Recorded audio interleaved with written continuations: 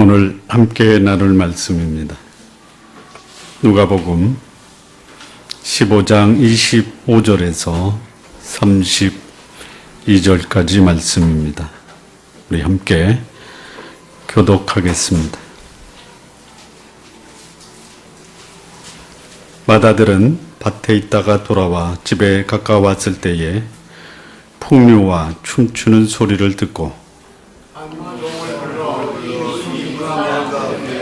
대답하되 당신의 동생이 돌아왔음에 당신의 아버지가 그의 건강한 몸을 다시 맞아들이게 됨을 인하여 살찐 송아지를 잡았나이다 하니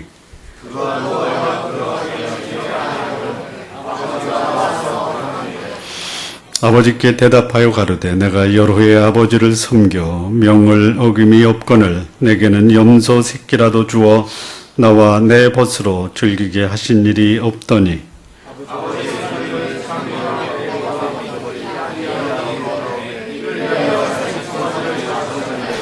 아버지가 이르되 예 너는 항상 나와 함께 있으니 내 것이 다 내 것이로되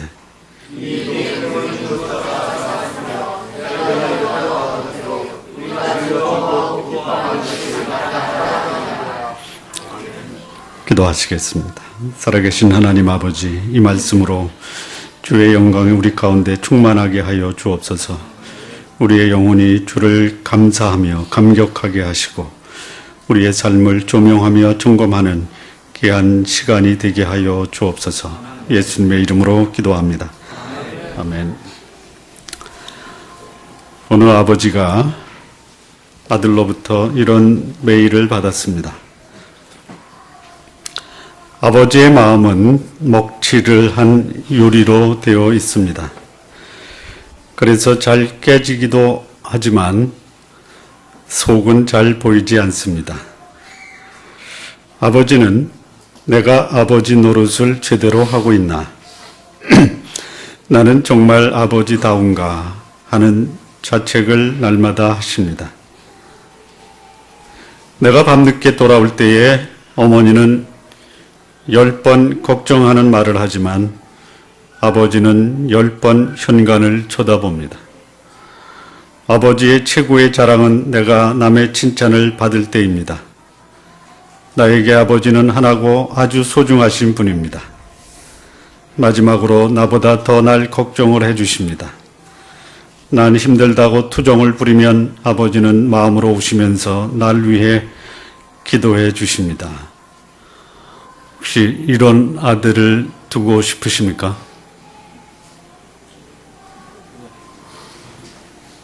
죄송합니다. 아들이 없는 분에게는. 이런 아들은 참 효자입니다.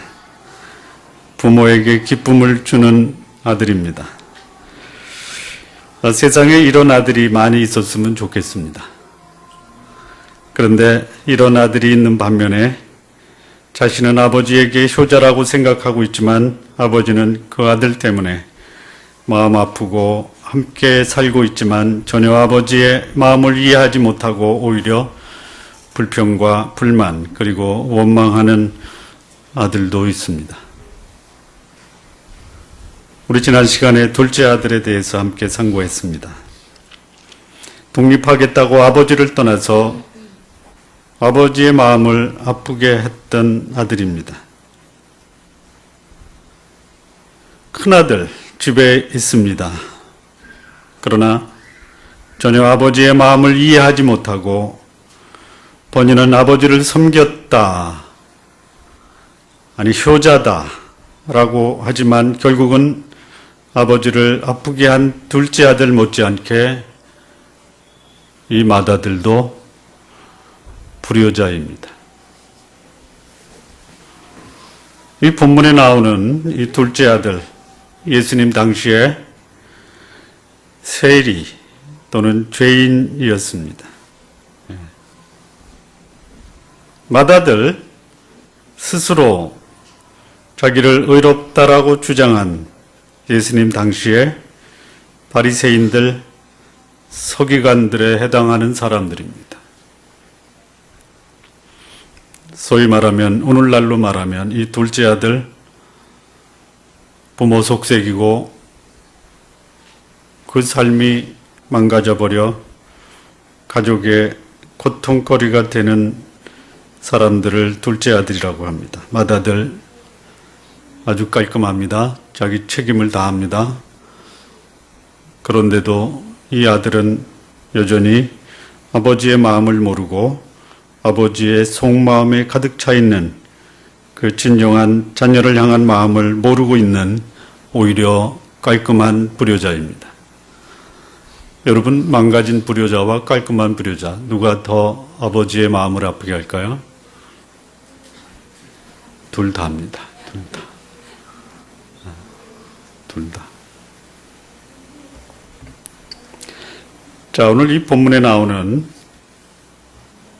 이 말씀, 집안에 있었지만 아버지의 마음을 아프게 한 이 맏아들, 이 맏아들이 보여준 오해의 진상은 무엇인가?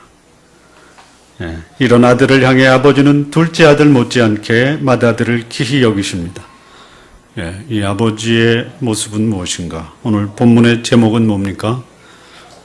맏아들의 오해와 아버지의 설득입니다. 자, 이 오해라는 단어와 유사한 단어가 있는데 착각이라고 합니다. 사실 이 본문은 이 맏아들이 오해도 했고 착각도 했습니다.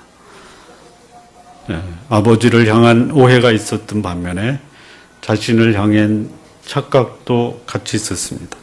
여러분, 오해는 뭡니까? 오해의 정의가 뭡니까? 여러분 스스로를 오해한다라고 합니까? 아니면 착각한다라고 합니까? 그렇죠. 여러분을 향한 잘못된 생각은 착각이고요. 오해는요, 자신을 향한 오해라고 합니까? 상대를 향한 오해라고 합니까? 상대입니다. 그래서 오해는 상대방의 의도와 행위를 자의적으로 해석하여 본래 상대방의 의도와는 전혀 다르게 이해하는 것을 오해라고 합니다. 이게 사람 잡습니다. 잡어. 우리는 추측하는데 상당히 익숙합니다. 그리고 그 추측을 가지고 그것이 마치 진실인 것처럼 흥분을 하고 거기에 목숨을 거는 그 예를 많이 보게 됩니다. 누가 제일 괴롭습니까? 본인이 제일 괴롭습니다. 오해하지 마십시오. 그게 사실이다 하더라도 진상을 제대로 파악하기 전까지는 오해하지 마십시오. 착각은 자신의 모습을 진실과는 전혀 다르게 판단하는 것을 착각이라고 합니다. 이 맏아들이 보여준 모습을 보면요, 아버지와 함께 동거하고 있습니다. 그리고 자신의 직임, 역할에도 충실하게 임하고 있습니다. 그래서 표면적으로 보면 아버지와의 관계에서 별 문제가 없어 보입니다. 그런데 이 평온했던, 표면적으로 문제가 없던 집안에 갑자기 풍악 소리가 들려옵니다. 사람들이 모여들었습니다. 춤을 춥니다. 잔치가 벌어졌습니다. 그때 이 맏아들의 모습이 참 의아할 정도로 이상한 말과 이상한 행동을 하게 됩니다. 자, 이 맏아들이 보여준 오해와 착각은 무엇인가? 첫 번째입니다.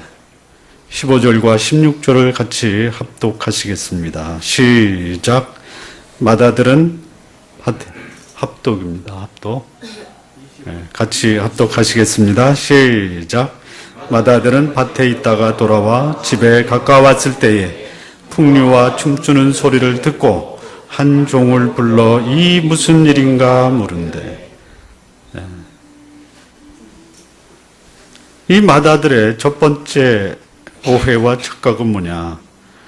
이 맏아들은 가정의 주인입니까? 아니면 손님입니까? 주인입니다. 그런데 이 맏아들의 모습은 가정의 주인이 아닌 제3자의 입장, 손님의 입장을 취하고 있는 방관자의 모습입니다.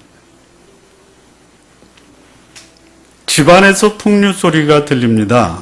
춤추는 소리가 들립니다. 조용했던 집안, 아니 적막했던 자기 집에서 풍악 소리가 들리고요. 춤추는 소리가 들리면 맏아들은 어떻게 해야지 정상입니까? 예? 어떻게 해야 됩니까? 예? 놀래서 들어가야죠. 놀래서. 예. 그게 지극히 정상이에요. 그런데요, 이 아들이 한 모습을 보면요, 야, 저 집에 무슨 일이 벌어졌냐? 네가 한번 가서 진상을 파악하고 와서 보고해. 이게 아들의 모습입니까? 아니면 정보 수집원의 모습입니까? 누구의 모습이에요? 예. 동네 사람도 그렇게 못합니다. 예. 그 당시 정보 수집원들이 동네를 탐방하면서 이상한 일이 벌어지면 정보를 수집하는 마치 정보원의 모습이 이 맏아들의 모습이에요. 자기 집에 지금까지 한 번도 풍류 소리나 사람들이 모여서 춤추는 모습을 보지 못했어요. 예, 그러니까 그런 모습에 익숙하지 않아요. 자기 집에 벌어지는 것이 이거 내 집 맞아 이거예요. 예, 방관자의 입장을 취하고 있는 것이. 맏아들이 주인 노릇하는 것이 아니라 아버지와 함께 동거는 하면서도 주어진 일에 성실하게 일하는 그저 소극적 방관자에 지나지 않은 것이에요. 맏아들이라면 방관자가 되어서는 안 됩니다. 손님이 되어서도 안 됩니다. 이렇게 되면요, 여러분, 주인이 주인 노릇 못하면요, 객이 와서 주인 노릇합니다. 예.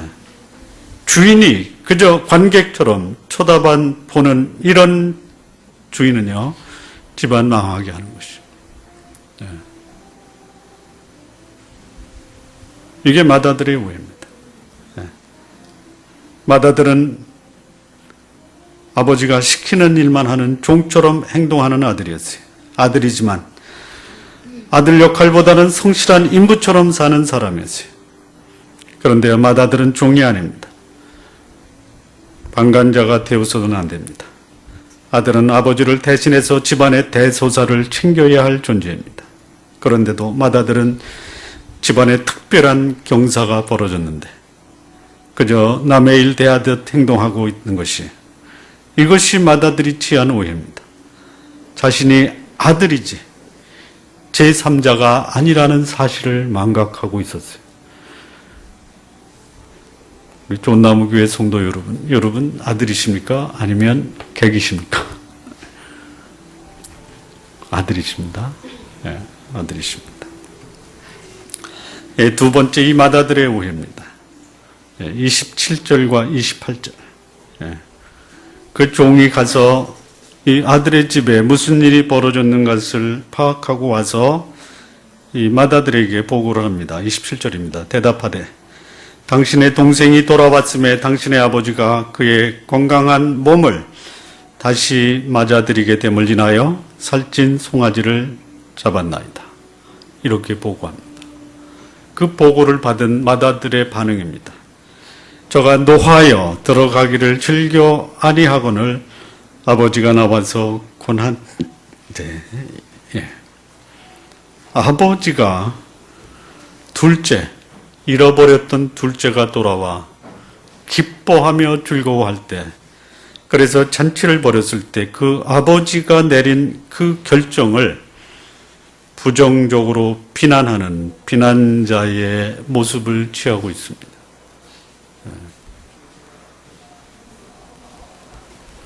종들이 당신의 동생이 돌아와서 아버지가 살찐 송아지를 잡았다고 하니까 화를 내는 거예요. 화. 그리고 집에 들어가기를 거절하고 있습니다. 여러분, 아버지가 동생을 아끼는 모습을 보여주면 형들은 어떤 입장을 취해야 됩니까? 좋아해야죠? 시기 어떻습니까? 둘째 아들 남암시 아버지가 둘째 아들을 데리고 생일 그 축하 파티를 조촐하게 둘이서만 하고 돌아왔는데 그 동생을 향해서 화를 내는 형을 보면 아빠의 마음이 어떻습니까? 속상한 정도가 아니에요. 아들같이 보이지도 않습니다. 어젯밤 우리 집에서 일어났던 일입니다.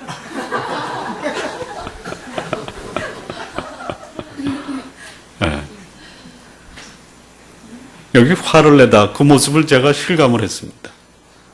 이 화를 내다가 어떤 모습이냐면요. 여러분 겨울에 그 날씨가 추우면 이 콧김이 나와서 그 안개, 연기 같은 게 보이죠? 여러분, 여름에 이 코에서 콧김이 나와서 그런 모습을 취하는, 화를 내는 사람 봤어요? 예? 그렇게 지금 화를 내고, 그게 화내다가 콧김을 내다 이거예요, 콧김. 남의 집에서 벌어지는 것이 아니라 우리 집에서도 벌어집니다.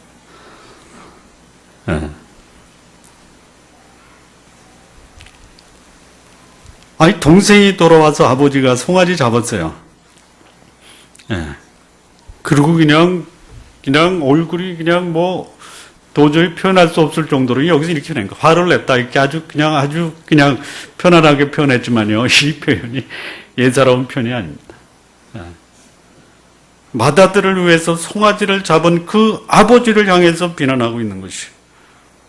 그러니까 이 맏아들은 아버지보다, 아니, 자기 동생보다 뭐가 더 소중한 것이? 송아지예요, 송아지.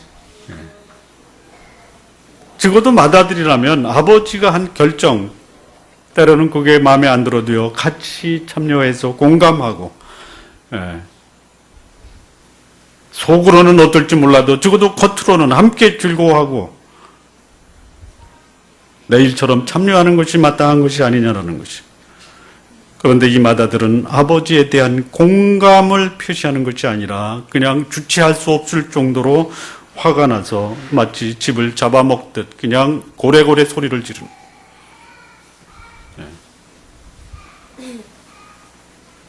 이 맏아들은 아버지의 지지자가 아니라 비판자와 비난자가 되었던 것이. 평소에 아버지의 마음을 모르고 오히려 자신의 성실함으로 모든 것을 판단하는, 그래서 자기의 기준은 절대적이고 제3자, 다른 사람의 행동이나 그 판단은 잘못됐다라고 비난하는 것이. 아버지의 기쁨을 이 맏아들은 분노로 응대한 것입니다. 왜 그랬을까요? 왜 그랬을까요? 아마도 이랬을 것 같습니다. 아마도입니다. 이거는 확실한 게 아닙니다. 추정해보는 것입니다. 둘째 아들, 자기 동생이 집을 나갈 때 분깃을 가지고 갔죠. 나머지는 누구 거예요? 내 거요. 내 거. 그러면 죽어도 나하고 상의하고 해야 될 거 아니에요. 그러면 송아지는 안 되고 염소만 잡으십시오라고 했을 텐데 살찐 송아지를 잡은 거예요. 내 재산을 어떻게 아버지 함부로 쓰느냐 이거예요. 이런 자식들 많이 보죠? 예? 예. 어찌 나의 재산을 아버지가 함부로 사용하느냐? 예. 여러분, 아버지 재산이 다 맏아들 것입니까? 예? 아니죠. 그런데 그러는 거예요. 아버지가 아버지 재산을 쓰면 자식이 나서서 마음대로 하지 마십시오. 이 모습이에요. 예. 아버지의 기쁨과 감격을 비난하고 있는 것이. 이러면서도 맏아들이라 할 수 있겠냐라는 것이. 이러면서도 부자관계라고 할 수 있는 것이냐라는 것이. 아버지가 한 그 일을 불의한 일로 이 맏아들은 보고 있는 것이. 이 맏아들이 한 오해가 뭡니까? 아버지의 행동을 자기 기준에 의해서 아버지를 판단하고 있는 것이.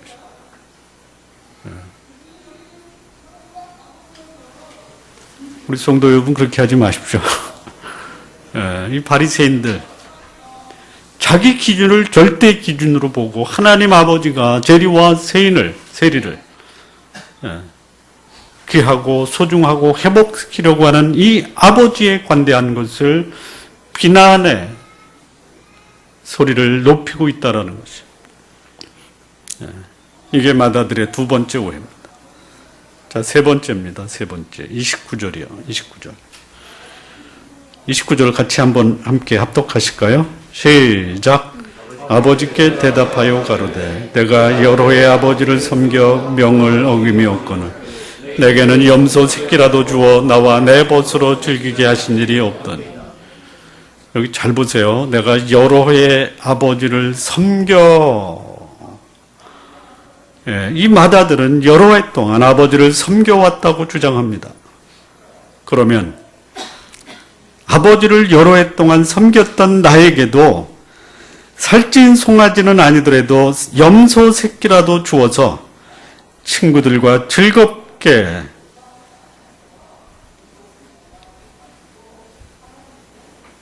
지낼 수 있는 그 잔치를 벌여주어야 되지 않느냐라고 주장하고 있는 것이.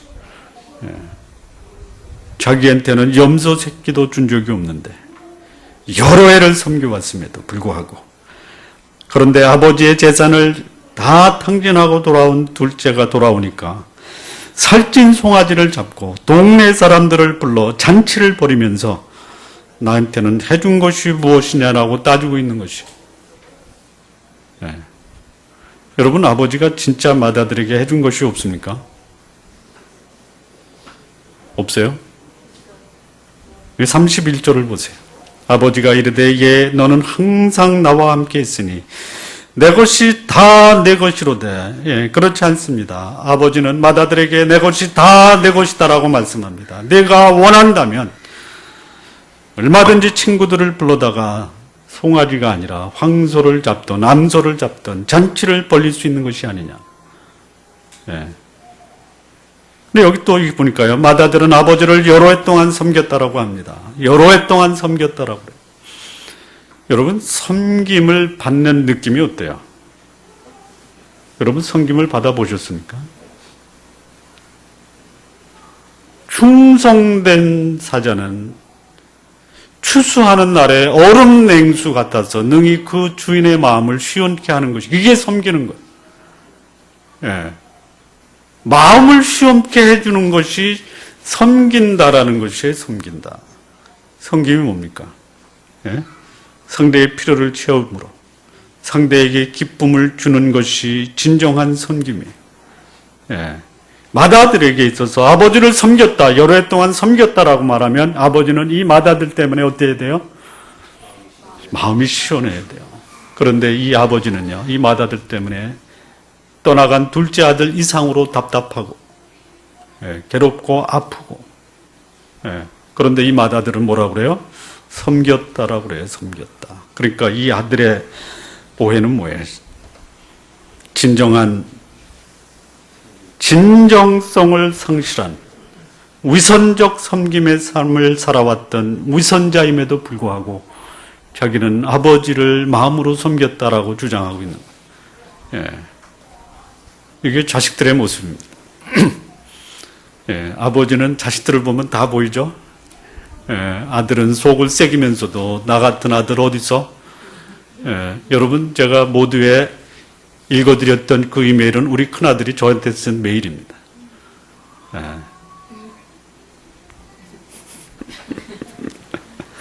예. 그런데 아들들이 다 그래요. 예. 나는 아버지를 섬겼는데 아버지는 왜 제 마음을 몰라줍니까? 예.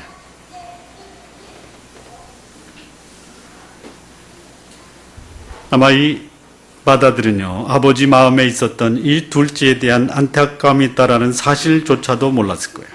그리고 둘째가 돌아왔을 때 아버지보다 자신이 나서서 함께 기뻐하고 아버지와 함께 잔치를 벌이는 것이 도리라는 것조차도 모르고 있었던 것 같아요. 여러분, 아버지는 괴로운데 자식은 아버지를 섬겼다고 하는 그 주장을 무슨 주장이라고 그래요? 에? 무슨 주장이라고 그래요? 어처구니 없는 주장이라고 그래요. 여러분, 여쭤보겠습니다. 어처구니가 뭡니까? 어처구니가? 예, 맷돌 돌릴 때 맷돌 손잡이를 어처구니라고 그래요. 아셨습니까? 혹시 오늘 처음 들어보십니까? 어처구니는 알았지만 어처구니가 뭔지 몰랐다. 맷돌 돌릴 때 맷돌 손잡이를 어처구니라고 합니다. 근데 맷돌 돌릴 때 손잡이가 없으니 이게 굴려져야 안 굴려져요. 예, 그게 어처구니 없는 겁니다. 어처구니 없는 주장을 하고 있습니다. 예. 맏아들은 자신이 위선자임에도 불구하고 효도하는 아들로 착각하고 있었던 것이요.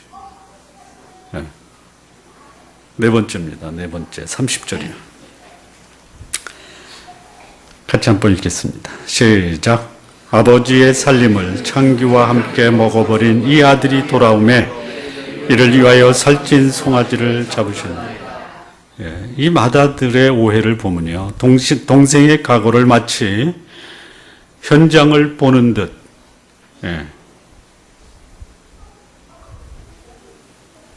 그냥 듣기만 해도 섬찟한 표현을 스스럼 없이 하고 있는, 동생의 과거를 부정적으로 확대해서 매도하고 있습니다.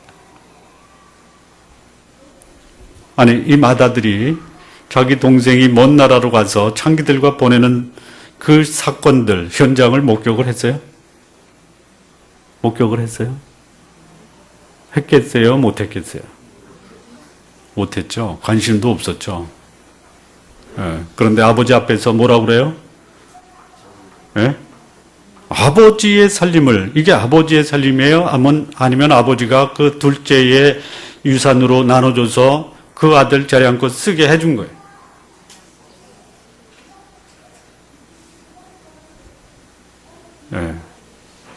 여러분, 확대 재생산하지 마십시오. 눈으로 확인하기까지도, 확인했다 해도 그 진상, 동기와 그 이유가 뭔지는 제대로 확인하기 전까지는 말하지 마십시오. 동기와 이유를 알아도 부정적인 것은 말하지 마십시오. 마치 이 형은 동생의 과거의 행적을 다 아는 것처럼 아버지 앞에서 그것을 아주 구체적으로 묘사하면서 비난하고 있는 것이에요. 보세요. 창기와 함께 먹어버렸다.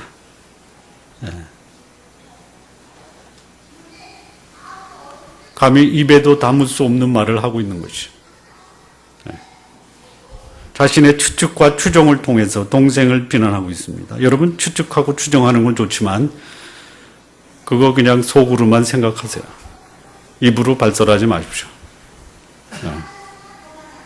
그 모습, 외모를 보고 얼마나 험한 인생을 살았겠는가. 별별 상상은 다 하시더라도요, 상상하는 거는 막을 수가 없어요. 조심하십시오.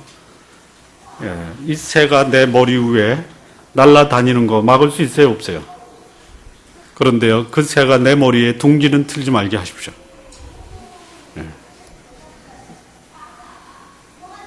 걱정은 하십시오. 입으로 말하지 마십시오. 형이라면요, 혹 동생이 그런 행동을 한 것이 확인이 되어도 아버지 앞에서 동생을 감싸주고 변호하는 것이 도리가 아니냐라는 것이. 이 마다들 잘못된 오해와 착각이 뭐냐. 남의 잘못을 감싸주는 것보다는 허물을 만들어 확대하여 제기하고자 하는 그 기회조차도 방해하는 방해자예요. 요게 소위 거룩한 삶을 사는 것처럼 자기를 치장하는 종교인들의 모습이에요. 여러분, 이 말 들어보셨습니까? 추석 명절에 성묘 가서 밤하고 도토리 주웠죠? 그거 페이스북에 올린 분도 계시더라고요. 여러분 들어보셨어요? 도토리 키재기? 아버지에는 둘째나 맏이나 똑같다라는 거예요. 그걸 뭐라 그래요? 도토리 키재기. 뭐라고요?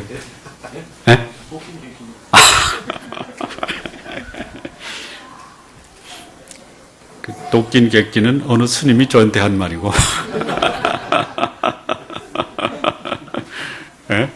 종교의 이름을 빌어서 밥 먹는 건 당신이나 나나 똑같지 않냐, 그런 차원에서 도끼 객기는 한 거고요.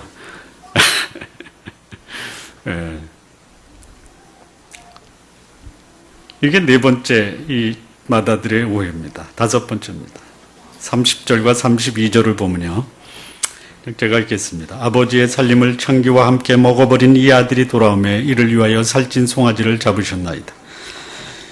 내 아버지가 이렇게 말씀합니다. 이 내 동생은 죽었다가 살았으며 내가 잃었다가 얻었기로 우리가 즐거워하고 기뻐하는 것이 마땅하다 하니라. 예, 아버지는요, 이 자기 둘째 아들을 뭐라고 얘기하냐면요, 내 동생이라고 얘기합니다. 예, 형의 동생이라고 얘기해요. 예, 그래서 이 맏아들에게 네 동생을 좀 받아주라 이렇게 말씀하는데요. 이 맏아들은 뭐라고 그래요? 자기 동생을 뭐라고 그래요? 아버지의 아들이라고 그래요. 아버지의 아들. 예. 아버지는 나와 자식과의 관계보다 내가 낳은 형제들과의 관계가 훨씬 더 중요하다라는 것을 말씀하고 있는 거예요. 예. 부모의 입장에서 보면 아버지의 관계 중요합니다. 그러나 형제들 간에 서로 우애하고 서로 도와주면서 사는 것이 아버지가 사는 인생의 가장 큰 낙이다라고 말씀하는 거예요. 그런데 이 맏아들은 수평적 관계, 다시 말하면 형제 간에 서로 도와주고 서로 믿어주고 서로 덮어주는 이런 형제 간의 관계가 없다라는 것을 보고 안타까워하시는 것이. 예. 물론 이 맏아들은요, 아버지와의 관계도 그리 원만하지 못했어요. 예. 이 맏아들의 오해가 뭡니까? 다섯 번째 오해는 아버지와의 관계도 원만치 못하였고 동생과의 관계도 원만치 못한 독불장군식 인생을 살면서 자기 의에 갇혀 살았던 사람의 수평적 인간관계가 전혀 없었던 삶을 살아갔던 이 맏아들. 그러면서도 자신의 삶이 가장 경건하고 깨끗하고 가장 의롭다라고 믿었던 사람. 여러분 오해하지 마십시오. 아니, 여러분 착각하지 마십시오. 하나님 앞에서 보면 뭐라고요? 도토리 키재기예요. 도토리 키재기. 마지막 여섯 번째 이 맏아들의 오해입니다. 31절을 보면요, 아버지가 이르되 예 너는 항상 나와 함께 있으니 내 것이 다 내 것이로되. 주어진 축복, 특권을 받았어요. 그럼에도 불구하고 그것을 제대로 누리지 못하는 강박관념에 사로잡힌 삶을 살았다는 것이에요. 예. 성도 여러분, 인간관계가 원만하지 못하면요, 자신이 가지고 있는 축복조차도 누리지 못하는 비참한 인생을 살게 된다라는 것이. 여기 아버지가 뭐래요? 내게 다 내 것인데 원한다면 얼마든지 네가 친구들을 불러서 인생을 즐기고 먹고 잔치를 벌일 수 있었을 텐데 네 마음 심보가 그러니 가지고 있는 거 누리도 못하는 거 아니냐 이거예요. 여러분, 제가 가끔 말씀드리지만 먹는 게 남는 겁니다. 예? 한번 우리 가슴에 손을 얹고 하겠습니다. 너 먹는 게 남는 거다.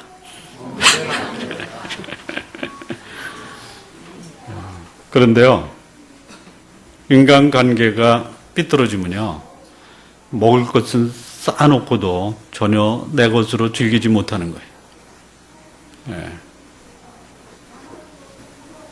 예. 인간관계가 원만하지 못하면요, 그냥 먹고 즐기세요. 그러면 인간관계도 좋아질 수 있어요. 맏아들, 자신의 인생이 가장 바람직하고 충성스러운 모습이라고 착각을 했지만 결국 자신의 인생을 스스로 비참하게 만드는 장본인이 되고 만 것이죠. 자, 그렇다면 이 큰아들을 향해서 보여준 이 아버지의 모습, 아버지는 이 아들을 어떻게 설득하셨는가? 둘째 아들 때문에 마음 아픈 아버지는 이 큰아들의 모습을 보면서 더 큰 아픔을 경험합니다. 그런데도 아버지는 둘째 아들에게 보여준 똑같은 관대함을 맏아들에게 보여주십니다. 하나님은요, 죄인과 세리 사랑하십니다. 그들에게 관대함을 보여주십니다. 뿐만 아니고 하나님은 당시의 종교 지도자들, 바리새인과 서기관들에게도 관대하신 분이십니다. 우리 성도 여러분, 경건한 신앙생활하고 삶이 어려운 분들, 그들에게 향한 여러분의 사랑과 관대함을 보여주십시오. 혹 여러분이 아는 종교 지도자, 목사님들이 마음에 안 들어도요, 똑같이 관대함을 보여주십시오. 네. 제가 어제 한 20여 명의 목사님들을 만났습니다. 네. 가니까 제가 제일 막내더라고요. 네. 제가 초등학교 때 저를 가리킨 전도사님 목사님들을 만났는데요. 네. 70대 후반 되셨더라고요. 어느 목사님하고 얘기를 하는데, 제가 우리 교회에 개척하면서 이 목회에 대한 어떤 원칙과 기준을 말씀을 드렸더니요, 굉장히 걱정스러워 하시더라고요. 저는 우리 성도들이 주일 성수와 11조 하는 것보다 거룩하고 경건한 삶을 더 강조합니다. 그랬더니 그분, 어떤 분 하시는 말씀이, 김 목사, 경건하고 거룩한 사람은 11조 하게 해야지 무슨 소리야? 그러더라고요. 그래서 저는 11조 주일 성수 안에도 거룩한 삶을 살라고 성도님들에게 말씀합니다. 굉장히 걱정스러워 하시더라고요. 무지무지하게 걱정스러워 하시더라고요. 그거 소문 내지 마. 우리 교회까지 들어오지 않게 해.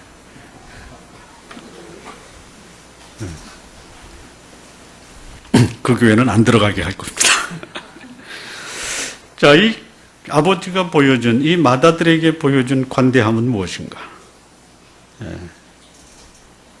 첫 번째는요, 이 아버지는 둘째 아들에게도 관대하셨고요, 맏아들에게도 관대하셨습니다. 다시 말하면 모두에게 공평하신 아버지이심을 보여주셨습니다.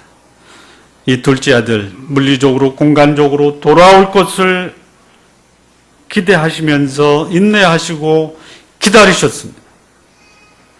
맏아들, 그는 물리적 공간적으로 같이 있지만 정신적으로 또는 영적으로 이 아들은 떠나 있었어요. 근데 이 맏아들에게도 돌아올 것을 기대하시고 아버지는 인내하시고 기다리신 공평하신 아버지였어요. 떠났다고 미워하고 있다고 편애한 것이 아니고, 떠난 아들은 떠나는 아들로 사랑하고 함께 있는 아들은 함께 있는 아들로 사랑하신 거예요. 편애하고 차별 대우하신 것이 아니라, 둘째 아들은 둘째 아들 방식대로 인내하시고 큰아들은 큰아들 방식대로 인내하신 아버지셨어요. 이 하나님 아버지는 누구에게나 공평하시고 누구에게나 관대하시고 사랑하시고 인내하시는 아버지십니다.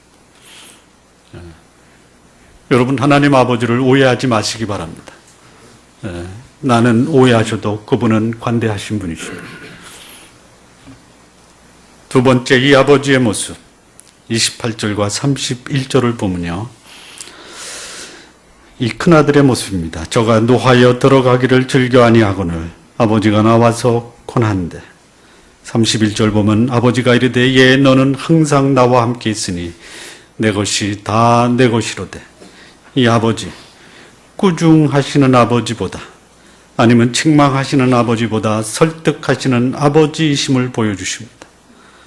화를 내면서 집에 들어가지 않겠다는 맏아들을 설득하시는 아버지, 맏아들의 자기 몫에 대한 불평에 대해서도 책망보다는 또는 꾸중보다는 내 것이 다 내 것이다라고 설득하시는 것이,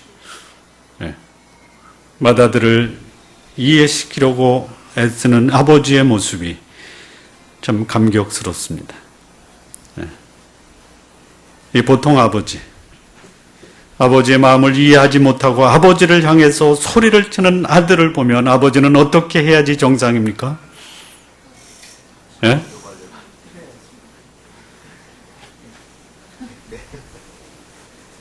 예. 그런데 이 아버지, 이 아들을 납득하고 이해할 때까지 설득하고 계시는 거예요. 여러분, 아버지가 되신 분들은요, 이런 아버지가 되겠다라는 결심을 하시기 바랍니다. 그래서 저는 어제 아무 소리도 안 했어요.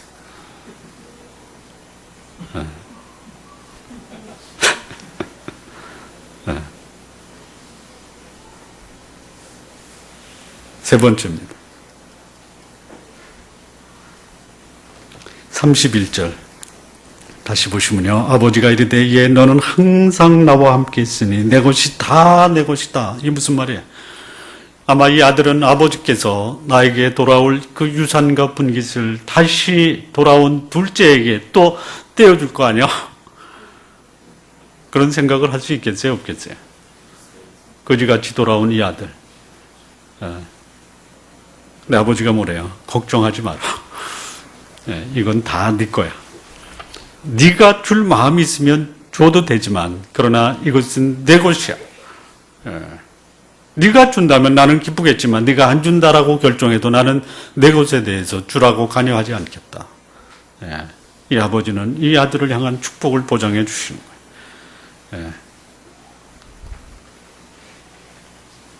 이 아들이 아버지를 향한 그 불안, 또 불평, 불만이 속에 있었어요. 그런데 이참에 아버지는 아들의 평소에 마음에 궁금했던 말을 속 시원하게 다 풀어주고 있는 것이죠. 내 것이 다 내 것이다. 투명하시고 관대하시고 아들을 더 생각하는 분이셨다라는 것을 보여주고 있는 거예요. 아들이 듣고 싶은 말 다 해주는 것이죠. 그냥 다 줄 거, 그 뜸들이다가 괜히 부자 관계 깨지는 것보다 그냥 다 내 것이 내 것이니까 알아서 해라. 이게 훨씬 더 나은 것이죠.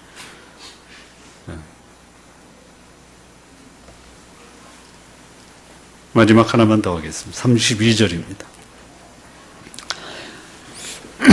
함께 합독하실까요? 시작. 이 내 동생은 죽었다가 살았으며 내가 잃었다가 얻었기로 우리가 즐거워하고 기뻐하는 것이 마땅하다 하니라.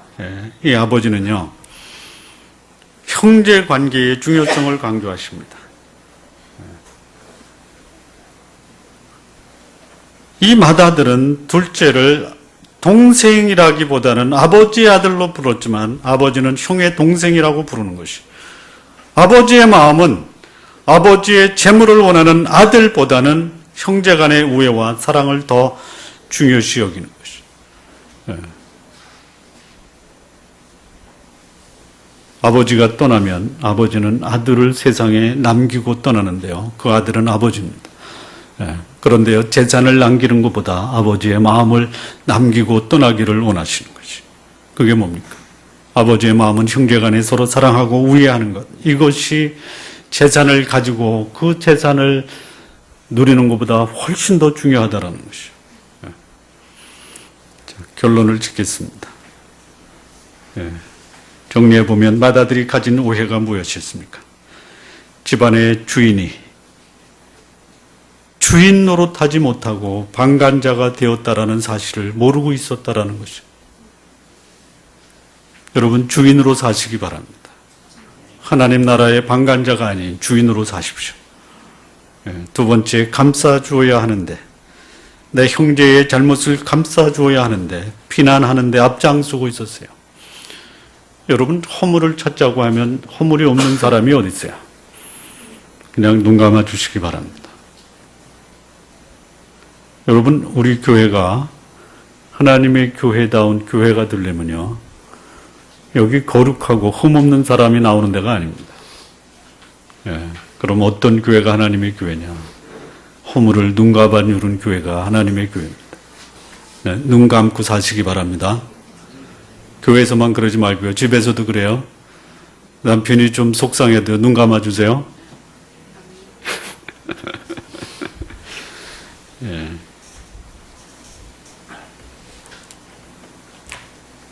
이 맏아들의 오해가 뭐냐? 내면의 이 진정성, 우선적인 것을 감추는데 주력하고 있었다라는 것이.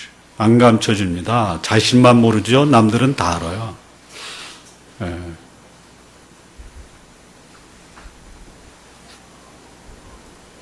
수평적 관계, 윗사람한테 잘 보이는 것도 좋지만요, 동료 사이에 잘하시기 바랍니다. 그리고 주어진 축복 제대로 누리지 못하며 공색하게 살지 마십시오. 여러분, 앞서 말씀드린 것처럼 먹는 게 남는 거예요. 기회가 되는 대로 드시기 바랍니다. 자, 이런 맏아들에 대해서 아버지는요, 모두에게 공평하고 관대하셨어요. 자식은 아버지 닮아야 돼요. 우리 하나님 아버지가 우리에게 공평하시고 관대하셨다면 우리 성도 여러분 사람 가리지 마십시오. 예? 사람 가리지 마십시오. 제발 가리지 마십시오. 네 편 내 편 가르지 마십시오. 예. 교회가 왜 분열이 돼요? 한국 교회가 수없이 분열되고 있습니다.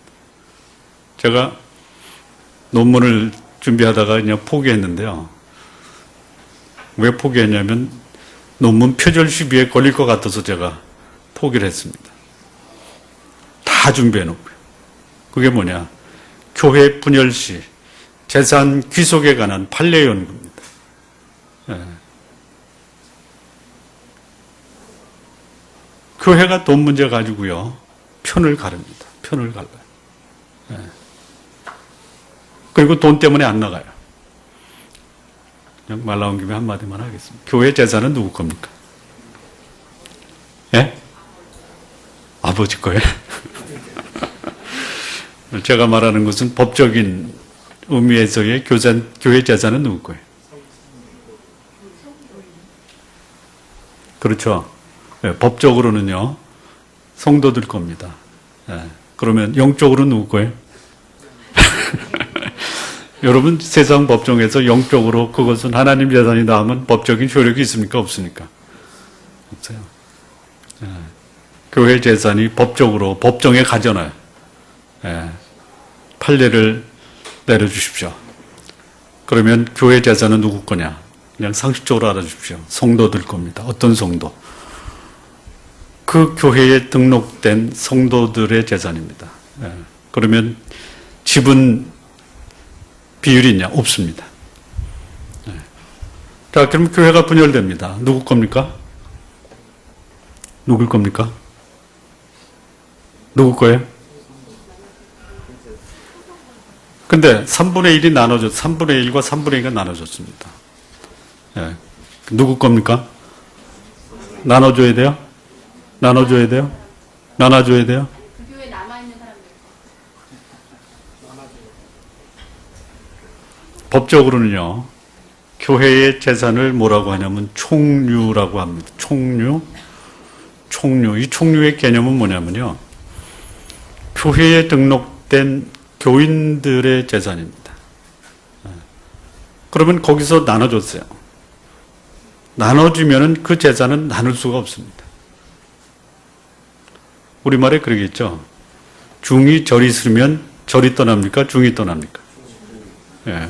교인이 교회가 싫으면 등록을 파기하고 떠나라 이거예요. 재산은 놔두고 가는 거예요. 그러니까 교회가 왜 싸워요? 왜 싸워요? 마음이 맞지 않고 신앙적 갈등인데 왜 남아요? 뭐 때문에? 재산 때문에 그러는 거예요. 재산 때문에. 그런데 이 아버지는 뭐라고 그래요? 아버지는 뭐래요? 예. 떠났던 아들이나 남아있던 아들 모두에게 공평하고 관대하셨어요. 여러분 관대하시기 바랍니다. 재산은 잃어버려도 예? 사람은 잃지 마십시오. 예. 여러분의 가정도 마찬가지. 여러분의 직장도 마찬가지. 일은 안 돼도요 사람은 잃지 마십시오. 예. 이 아버지는 비난하기보다는 끝까지 설득하십니다. 그리고 축복을 보장하시고 인간관계의 중요성을 강조하십니다. 예. 우리 신앙인의 모습에서 아버지의 모습이 보여요. 예. 좋은 나무교회 성도 여러분, 내 모습은 어떻습니까? 예. 나는 하나님 앞에 괜찮은 자녀라고 생각했는데 내 모습이 마치 맏아들의 모습이 보이지는 않았는 거예요.